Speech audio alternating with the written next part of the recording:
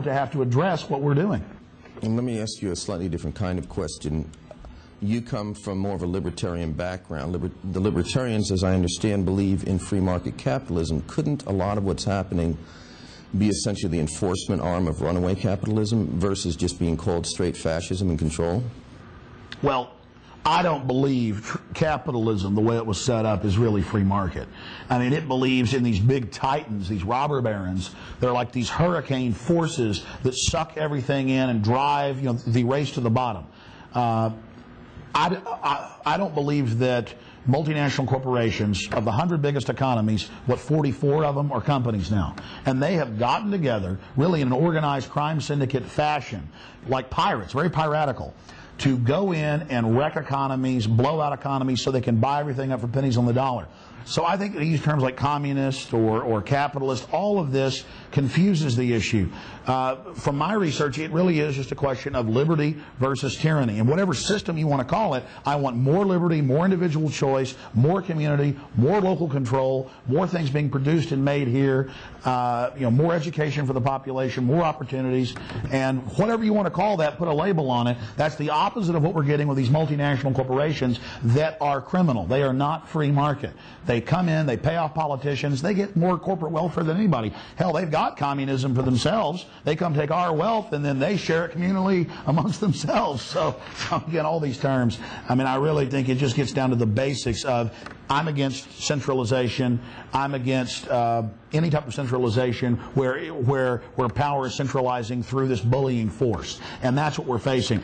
But 9/11 was also an attempt by the elite to kind of push the masses back under their control, under their black wings, under their dark system, to scare us into submission. And I think America and the world has woken up from this coma, this spell that we were put under, like Sleeping Beauty, and now the sleeping giant is rising, and the elite are very scared. I see a lot of the hubris draining from their faces. I see them beginning to become fearful, and they should be fearful, because every tyrant, every tyranny throughout history has eventually fallen, and this tyranny has overreached way too far. The 9/11 fraud has been imploded. It is collapsing. The hoax is being revealed. You know about the major polls: 68% believing there's a cover-up, 42% believing it's an inside job in a Zogby poll, 36% believing it's an inside job in a Scripps Howard News Service, and I believe those numbers are a lot larger from people I've talked to on the streets of America and interviews I've done. So we're winning, and the good news is our enemies are beginning to panic, and they're making more and more rash decisions. That's why they're now trying to escalate us into World War III with Iran as a kind of Ponzi scheme. They're failing in Iraq, so go ahead and pump it up, make it even bigger, and move it on to the next level. But now that's short-circuiting. Israel failed with what they were trying to do in Lebanon. We know it's come out even in the New Yorker magazine, Cy Hirsch, with sources inside, that Dick Cheney said the president sees this as the curtain raiser in Lebanon. That failed miserably. So, Hugo Chavez has defeated the Free Trade Area of the Americas, which is really the Pan-American Union. That's been set back many years.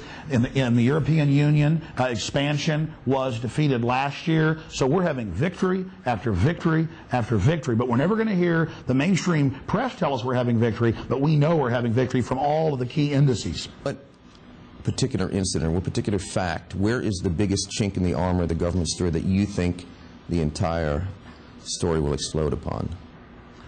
I really think it's the history. When you have Operation Northwoods, where the government says we'll hijack planes and crash them, we'll bomb D.C., we'll commit sniper attacks in Miami and D.C. and blame patsies and how to set up patsies. When you read that, and that's totally declassified, and then you see that they did implement Operation Ajax, and they did stage the Gulf of Tonkin. And I was even watching Frontline a few weeks ago in a hotel room, and they were admitting what I'd known for years, that Nixon wanted to stage attacks and attack his own convention. I mean, this is all coming out. I think once you show people that Hitler did it, and Stalin did it, and Putin's been caught doing it in '99 during his election campaign, once you realize that it's happened over and over again, and people have been caught doing it, then you look at 9/11. You look at the impossibility of the official story, and I really don't think there's one simple point other than the fact that the official story, if you look at it, is a fraud, and then once people realize that, it collapses. And I would add the caveat that I really think what finally woke people up more than anything is the fact that Bush and his cronies didn't just accidentally get bad intelligence on Iraq. We now have the White House memo, the Downing Street memo. We know without a shadow of a doubt it's incontrovertible proof, we have the memos, that Bush simply said, fix the intelligence, make it up, we're going to war. And so people know that they took us to war. We've now lost more soldiers in Iraq than we've lost here in the United States on 9/11. We just passed that point a few weeks ago. And so people know if they'll lie about a war, and in the White House memo they talk about flying U.S. planes painted up like the UN logo, trying to get Saddam Hussein to shoot them down. They talk about having informants or defectors claim they saw WMDs. Excuse me. This is all there. This is there for everyone to see. And so over and over again, people are finding out that they've been lied to. And the no-bid contracts and Enron and all of it. This is a criminal administration. Alex, we've got midterm elections coming up. Do you believe that any change in Congress is going to help expose this, or do you think it's just going to be more of the same, perhaps now back to the Democrats? Well, that's a complex question. I believe that we need to remove the Republicans from office. And even Congressman Ron Paul from Texas, who's anti-war and a libertarian, has said that it would be good if Bush lost control of Congress. And why is that? The Founding Fathers put in separation of powers.